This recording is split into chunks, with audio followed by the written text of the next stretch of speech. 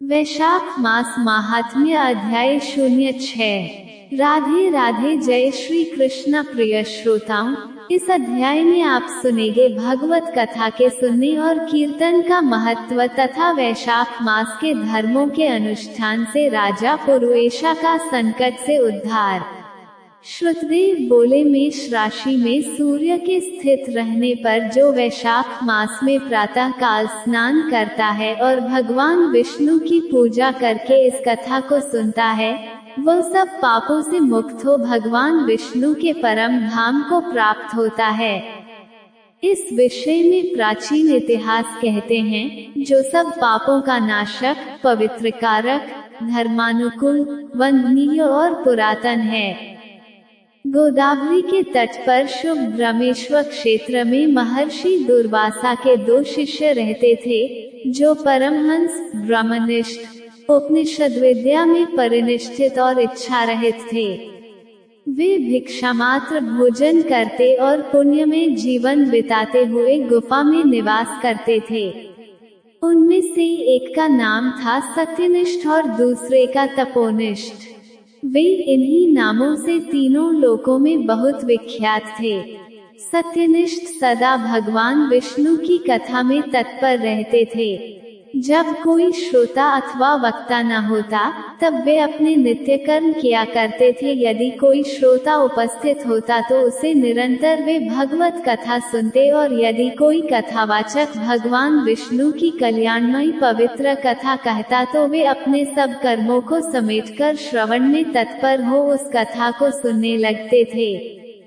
वे अत्यंत दूर के तीर्थों और देव मंदिरों को छोड़कर तथा कथा विरोधी कर्मों का परित्याग करके भगवान की दिव्य कथा सुनते और श्रोताओं को स्वयं भी सुनाते थे। कथा समाप्त होने पर सत्यनिष्ठ अपना शेष कार्य पूरा करते थे। कथा सुनने वाले पुरुष को जन्म मृत्युमय संसार बंधन की प्राप्ति नहीं होती, उसके अंतःकरण की शुद्धि होती है। भगवान विष्णु में जो अनुराग की कमी है, वह दूर हो जाती है और उनके प्रति गाढ़ अनुराग होता है। साथ ही साधु पुरुषों के प्रति सौहार्द बढ़ता है। रजोगुण रहित गुणातीत परमात्मा शीघ्र ही हृदय में स्थित हो जाते हैं। श्रवण से ज्ञान पाकर मनुष्य भगवत चिंतन में समर्थ होता है। श्रवण, ध्यान और मनन यह वेदों में अनेक प्रकार से बताया गया है। जहाँ भगवान विष्णु की कथा न होती हो और जहाँ साधु पुरुष न रहते हो, वह स्थान साक्षात गंगा तट ही क्यों न हो, संदेह त्याग देने योग्य है। जिस देश में तुलसी नहीं है अथवा भगवान विष्णु का मंदिर नहीं है, ऐसा स्थान निवास करने योग्य नहीं है। ये निश्चय करके मुनिवर सत्यनिष्ठ सदा भगवान विष्णु की कथा और चिंतन में संलग्न रहते थे। दुर्वासा का दूसरा शिष्य तपोनिष्ठ दुराग्रह पूर्वक कर्म में तत्पर रहता था। वह भगवान की कथा छोड़कर अपना कर्म पूरा करने के लिए इधर उधर हट जाता था। कथा की अवहेलना से उसे बड़ा कष्ट उठाना पड़ा। अंततोगत्वा कथा प्रायण सत्यनिष्ठ ने ही उसका संकट से उद्धार किया। जहाँ लोगों के पाप का नाश करने वाली भगवान विष्णु की पवित्र कथा होती है, वहाँ सब तीर्थ और अनेक प्रकार के क्षेत्र स्थित रहते हैं। जहाँ विष्णु कथा रूपी पुण्यमय नदी बहती रहती है, उस देश में निवास करने वालों की मुक्ति उनके हाथ में ही है। पूर्व काल में पांचाल देश में पुरुएशा नामक एक राजा थे, जो पुण्यशील एवं बुद्धिमान राजा भूरियशा के पुत्र थे। पिता के मरने पर पुरुएशा राज्य सिंहासन पर बैठे। वे धर्म की अभिलाषा रखने वाले, शूरता, उदारता आदि गुणों से संपन्न और धनुर्वेद में प्रवीण थे। उन महामती नरेश ने अपने धर्म के अनुसार पृथ्वी का पालन किया। कुछ काल के पश्चात राजा का धन नष्ट हो गया। हाथी और घोड़े बड़े बड़े रोगों से पीड़ित होकर मर गए। उनके राज्य में ऐसा भारी अकाल पड़ा जो मनुष्यों का अत्यंत विनाश करने वाला था। पांचाल नरेश राजा पुरुएशा को निर्बल जानकर उनके शत्रुओं ने आक्रमण किया और युद्ध में उनको जीत लिया। तदनंतर पराजित हुए राजा ने अपनी पत्नी शिखिनी के साथ पर्वत की कंदरा में प्रवेश किया। साथ में दासी आदि सेवकगण भी थे। इस प्रकार छिपे रहकर राजा मन ही मन विचार करने लगे कि मेरी यह क्या अवस्था हो गई। मैं जन्म और कर्म से शुद्ध हूँ, माता और पिता के हित में तत्पर रहा हूँ, गुरु भक्त, उदार, ब्राह्मणों का सेवक, धर्मपरायण, सब प्राणियों के प्रति दयालु, दिव्यपूजक और जितेंद्रिय भी हूँ। फिर किस कर्म से मुझे यह विशेष दुख देने वाली दरिद्रता प्राप्त हुई है? किस कर्म से मेरी पराजय हुई और किस कर्म के फलस्वरूप मुझे यह वनवास मिला है? इस प्रकार चिंता से व्याकुल होकर राजा ने खिंचित से अपने सर्वज्ञ गुरु मुनिश्रेष्ठ याज और उपयाज का स्मरण किया। राजा के आवाहन करने पर दोनों बुद्धिमान मुनीश्वर वहां आए। उन्हें देखकर पांचाल प्रिय नरेश सहसा उठकर खड़े हो गए और बड़ी भक्ति के साथ गुरु के चरणों में मस्तक रखकर प्रणाम किया।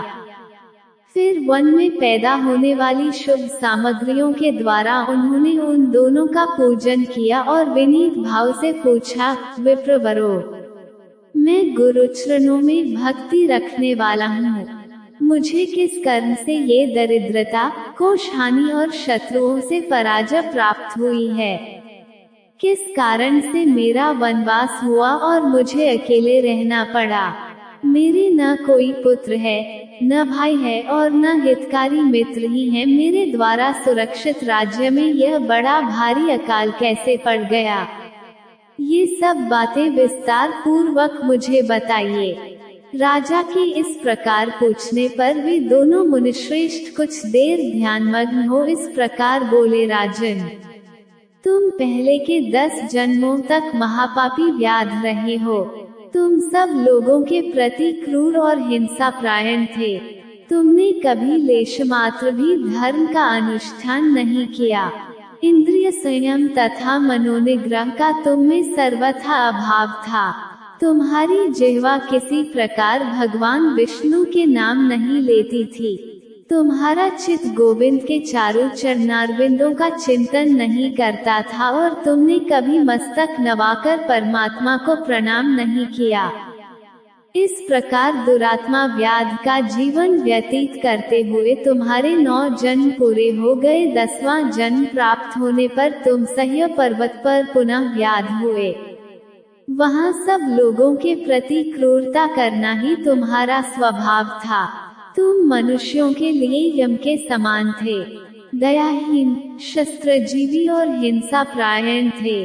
अपनी स्त्री के साथ रहते हुए राह चलने वाले पथिकों को तुम बड़ा कष्ट दिया करते थे, बड़े भारी शठ थे।